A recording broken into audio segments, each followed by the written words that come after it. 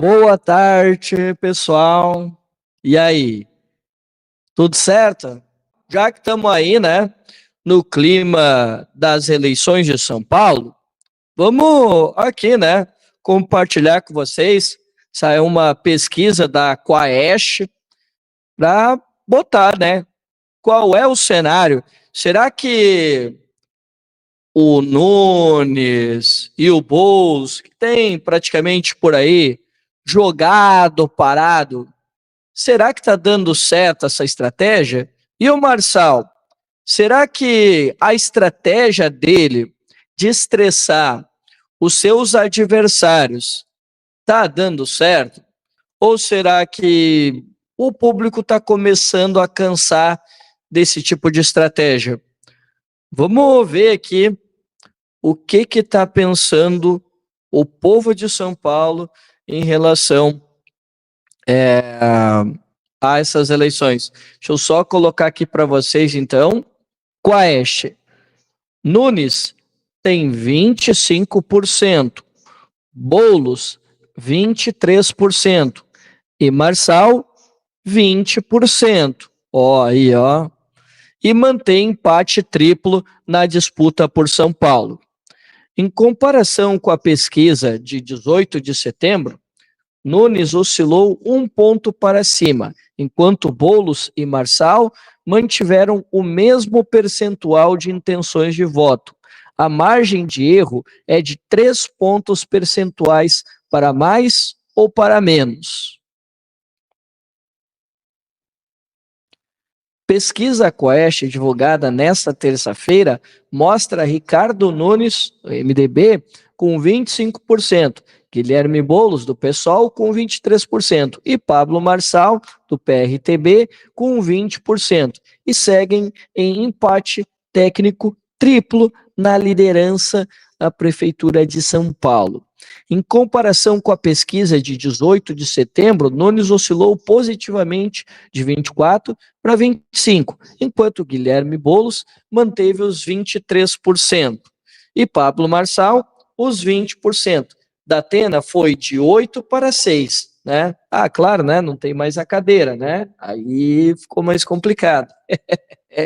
E aparece pela primeira vez na Quaest numericamente atrás de Tabata Amaral, que foi de 7 para 8. O levantamento, não, deixa para lá. O levantamento não pegou a agressão ocorrida no debate na noite de segunda-feira. Ah, isso aqui é importante.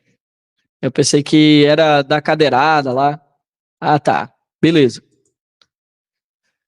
A margem de erro é de 3 pontos percentuais para mais ou para menos. A pesquisa foi encomendada pela TV Globo e registrada no Tribunal Superior Eleitoral sob o protocolo SP 06330/2024. O levantamento ouviu 1.200 pessoas entre 21 e 23 de setembro. O nível de confiança é de 95%. O diretor da Quaest, Felipe Nunes, fez uma análise sobre o perfil do eleitor de São Paulo. Há 3 formas de analisar o eleitor sob a ótica dessa nova combinação de identidades, valores, ideologias. Vamos começar pela identidade eleitoral e o que a gente já descobre. Boulos é hoje o candidato reconhecido pelo lulismo e pelo petismo na cidade de São Paulo. O prefeito Ricardo Nunes é o candidato em que ele é majoritário com o eleitor, que não consegue se posicionar, dentro dessa identidade eleitoral. E o Pablo Marçal é o candidato do bolsonarismo na cidade de São Paulo. Fecha aspas. Aí aparece ali os números, né? Contextualizando o quanto que cada um evoluiu ou não evoluiu, né? Tem isso, né? Olha só, pessoal, Bebeto Haddad, alguém sabia que esse cara estava concorrendo? Sinceramente, hein? Ó, assim, ó, até os candidatos revolucionários eu já ouvi falar, tipo João Pimenta, Ricardo Senesi, o Altino Prazeres, mas olha, esse Bebeto Haddad aqui, eu nunca tinha ouvido falar. Será que tem um parentesco com o Haddad? Quando vai ver, né? Mas acho que não, né? Existe Haddad por outros lugares, né? Opa, e aí, tudo bem, joia? Cara, se puder, faz aquele trabalhinho para nós. Leve esse link para as redes sociais, Discord, Telegram, WhatsApp, Facebook, e vai indo, né? Eu sei que aqui é mais um teste, né? Mas a gente está aqui produzindo conteúdo, certo? E aqui, ó, pessoal, o número de indecisos é praticamente os números que a Tabata tem hoje. Olha só, hein, pessoal, para vocês verem, né? Como nada anda nessa eleição para além dos nomes do Ricardo Nunes, Guilherme Boulos e Pablo Marçal. Intenção de voto para prefeito de São Paulo no primeiro turno. A evolução da pesquisa estimulada. Ó, vamos lá, vamos olhar. Ó, o da Atena tinha 13, depois subiu para 19. Opa, quer dizer, o Ricardo Nunes. Ai, caralho. Não, o Pablo Marçal aqui, pô. Me perdi todo aqui. Ó, Pablo Marçal tinha 13%, subiu para 19, depois foi a 24, 20, 20. É, pessoal, não tem como negar. Ele estacionou. Estacionou. Aí, olha aí, vamos olhar aqui. O Guilherme Boulos, ó, tinha 19, subiu para 22, depois 21, 24 e 23. Está oscilando dentro da margem de erro, digamos assim, né? E o Ricardo Nunes, ó, aqui, ó, ele teve entre 25 e 27 de agosto, ele oscilou para baixo, depois ele só foi, ó, e se estabilizou, né? Então, eu estava certo quando eu disse que ele estava se destacando, que ele estava jogando parado, e isso, a confusão que os candidatos estavam arrumando entre si, estavam mais favorecendo o Ricardo Nunes do que, de alguma forma, atacando a gestão dele. E, pessoal, olha a queda livre do Datena. Olha aqui, em julho, entre 25 e 28 de julho, o Datena estava empatado com o Guilherme Boulos. Olha só, pessoal. Ele estava empatado com o Boulos. E ali, né, dentro da margem de erro, pô, estava tecnicamente empatado com o próprio Ricardo Nunes. E olha só, pessoal, o cara largou 19%, caiu para 12%, caiu para 8%, depois subiu para 10% com a cadeirada e depois caiu para 6%. Poxa vida, hein, pessoal? O cara aí caiu. O cara caiu de 19% para 6%. É, eu falei, né? Se ele tivesse, talvez, dialogado com propostas, ele tivesse sido, talvez, um pouco mais polêmico, acho que ele estava indo bem na linha de, pelo menos nas primeiras entrevistas, de atacar o Ricardo Nunes, acho que ele estava indo muito bem. As 3 primeiras entrevistas do Datena foram boas, tá? Debates, perdão, entrevistas não, debates. Foram bons, sabe? Ele assumiu uma linha de ser aquele cara que ia fazer a crítica ferrenha ao Nunes. Mas, depois de um tempo, ele acabou ficando muito genérica a crítica dele e eu acho que ele acabou perdendo com isso, né? Bom, a Tabata, né, também, né, oscilou dentro da margem, já é deputada, né, pessoal? E eu não sei se o povo de São Paulo enxerga a Tabata como uma candidata ao executivo. Eu confesso para vocês que eu não sei se o povo de São Paulo enxerga dessa forma, tá? Eu confesso para vocês que tem essa dificuldade. Então, né, pessoal, tá aí, né, a leitura. Ó, peraí, que tem uma travadinha aqui. Peraí, vamos ver se a gente consegue. Espontânea. Na pesquisa espontânea, em que os nomes dos candidatos não são apresentados aos entrevistados, os números são os seguintes. Olha aí. Isso aqui conta muito, pessoal, porque daí é lembrança do povo. Não é simplesmente coloca os nomes ali, tu sabe pelas pesquisas anteriores quem está na frente, e aí isso acaba te induzindo. Não, os entrevistadores perguntam, né? Enfim, né? Sem sugerir nome nenhum, e as pessoas se manifestam, né? E o nome do Boulos tá ali, ó, 16%, mas esse dado aqui, pessoal, ó, chama atenção, ó. Olha ali, ó. Então, quer dizer, a estratégia do Marçal, talvez, pelo menos para lembrar dele, tá funcionando muito bem. Pois veja, ele está empatado aqui com o Nunes. Então as pessoas estão lembrando dele. Agora é claro, né, pessoal, o fato de lembrar não quer dizer que isso vai se confirmar lá na urna. A mesma coisa é pesquisa, né? E não é porque as pessoas estão lembrando que necessariamente é uma lembrança boa. Mas, enfim, o fato é que o Marçal está sendo tão lembrado quanto o Nunes. E eu acho que está coerente, tá, pessoal? Porque, vamos lá, né? O Boulos é deputado, o Boulos é reconhecido, ele construiu uma trajetória em movimento social há mais de 25 anos, para o bem ou para o mal, ele é lembrado, né?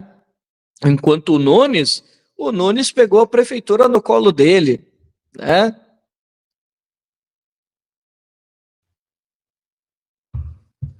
E o Marçal era um vendedor de curso, né?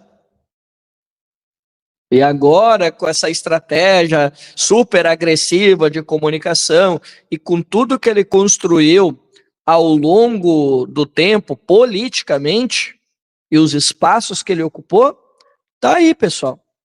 O cara ganhou uma projeção absurda. Aí, olha só, né, pessoal? A Tabata, né? Para usar aqui a mesma régua. A régua tem que ser a mesma. Ó, a Tabata, ela também é deputada federal, assim como o Boulos. E veja bem, olha lá, 4%, pessoal. E a Tabata, né, pelo fato de tu ser deputado, pô, tu ganha uma visibilidade. E ela vem de um segundo mandato. Aí é que tá. O Boulos é o primeiro. A gente tem que deixar isso muito claro. A Tabata, ela ganhou para deputada federal e ela fez, se eu não me engano, o dobro de votos da eleição passada. E ela está com 4%. Então, quer dizer, o Boulos, com a trajetória e também com o ódio que existe ao MST, e também pela imagem dele, que é vinculada ao movimento dos trabalhadores sem teto, né, do MTST, ele acaba, né, ganhando toda essa projeção, né, seja para aqueles que o odeiam, seja para aqueles que o amam, né? E o Datena, né, pessoal? Tempão lá, de Band, mais de 30 anos, mas politicamente, né? A vida política do Datena é uma tragédia, né, pessoal? Ó, aqui, ó. Ó, os indecisos, ó. Ô, pessoal, inclusive eu quero falar isso aqui com vocês sobre os indecisos. Ó, vocês estão vendo ali, ó. Ó, 30 de julho. Olha como a curva dos indecisos vai descendo até chegar o dia 24 de setembro, que é hoje. Pessoal, às vezes eu vejo um pessoal preocupado, assim, mas como assim o meu candidato? Oh, como assim essa alta rejeição? Como assim as pessoas estão indecisas? Pessoal, quando a gente está longe de uma eleição, é normal que boa parte dos candidatos esteja com uma rejeição altíssima, né? E conforme a eleição vai se aproximando, pode ver, pessoal, a rejeição aos candidatos, eu digo isso no cenário nacional, tá? Ali, numa eleição municipal um pouco mais complicada, né? Porque nem sempre a gente tem institutos de pesquisa para fazer essa medição. Agora, numa eleição nacional, sim. E geralmente, pessoal, ó, 2025, tá? Anotem aí. Vocês vão ver muitos candidatos conhecidos, nomes conhecidos, tá? Com rejeição muito alta. Quem não tiver com rejeição alta, olha, isso é um sinal de que essa pessoa não é conhecida. Porque não adianta, pessoal, quem se conhece não tem, velho. Tu atrai a legião daqueles que o amam e daqueles que o odeiam. Quem não tiver isso, pessoal, tá lascado. Tem que se preocupar. Esse candidato não é viável. Por isso assim que eu ficava assim na bronca em eleição em 2022, por exemplo. Mas tal candidato, olha a rejeição dele. E até hoje eu vejo pessoas medindo a força de um candidato pela rejeição, né? Na comparação entre rejeição entre candidatos. Mas, pessoal, isso aí não quer dizer que, por exemplo, o pessoal, sei lá, tem uma simpatia pelo candidato X, Y, Z. Não, de repente ele é um candidato que ninguém conhece. Ou talvez ele seja menos conhecido em comparação com outros que estão à frente na pesquisa, mas que são líderes de rejeição. Entendeu? Então, tem que tomar um certo cuidado em relação a isso, tá?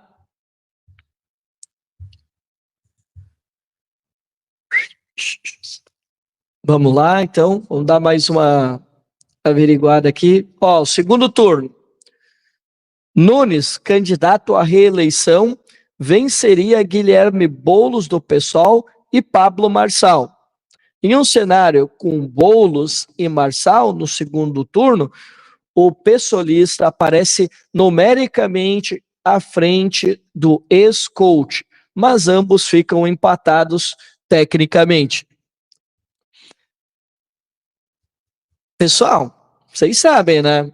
Se desse, por exemplo, Marçal versus Boulos, vou falar para vocês, o Ricardo Nunes estava lá na campanha e eles iam fazer uma coesão, eles iam fazer uma coesão de direita ali, né, conservador e tal, e iam vencer a eleição, pessoal.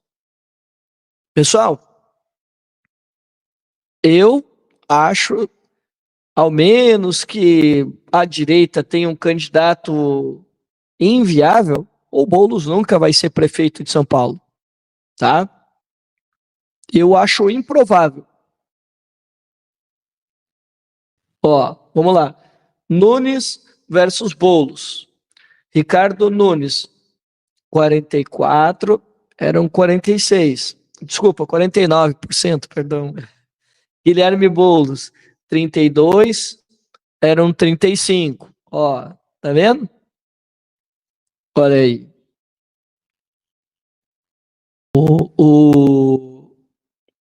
Ele tá jogando parado, pessoal, o Ricardo Nunes. E para ele tá tudo certo. Ó, olha lá, ó. Intenção de votos. Ó, a evolução. Oscilando mais ou menos. Oscilando dentro da margem, sim. A margem de erro é de 3 pontos, para mais ou para menos, então, oscilou 3 pontos.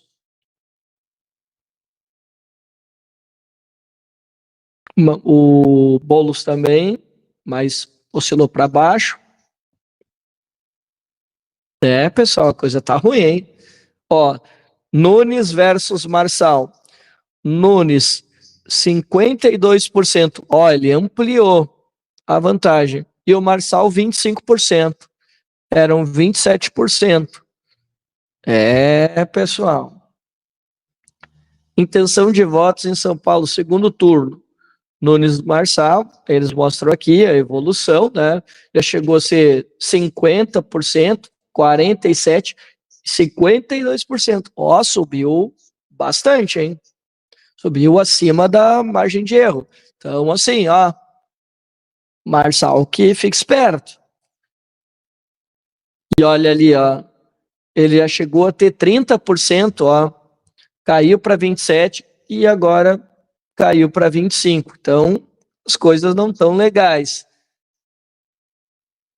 Boulos versus Marçal. 41-36. Ó, Boulos ganhou. Tranquilão. Mas olha aí, ó, como a disputa já foi mais acirrada, ó. Tá vendo? E ó, perceba o quanto que o Boulos foi conseguindo uma pequena vantagem.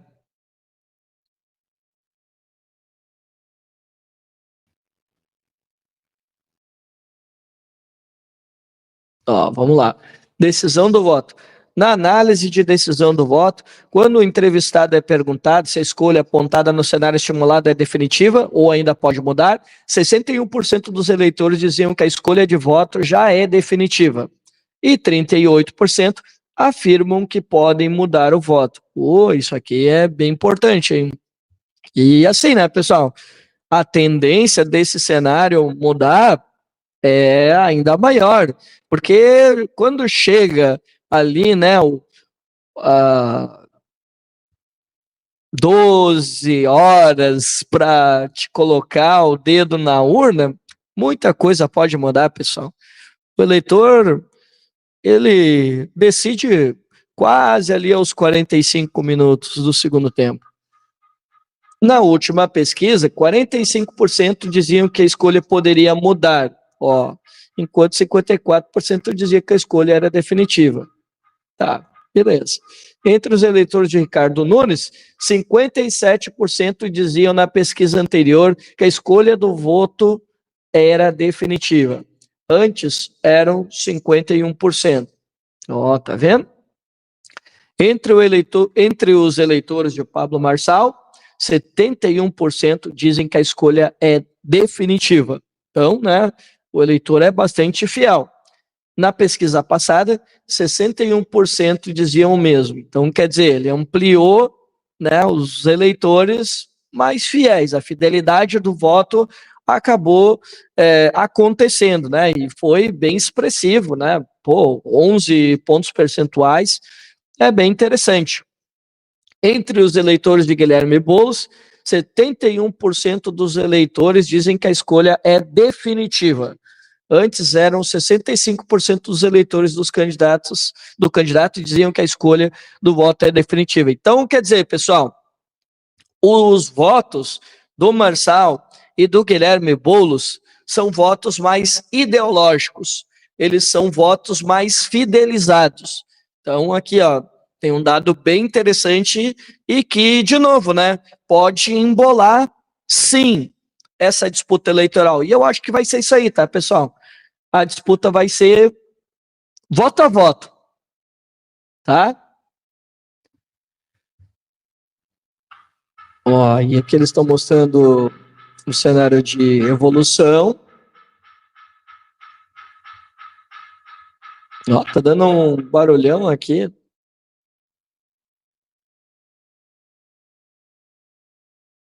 Tá.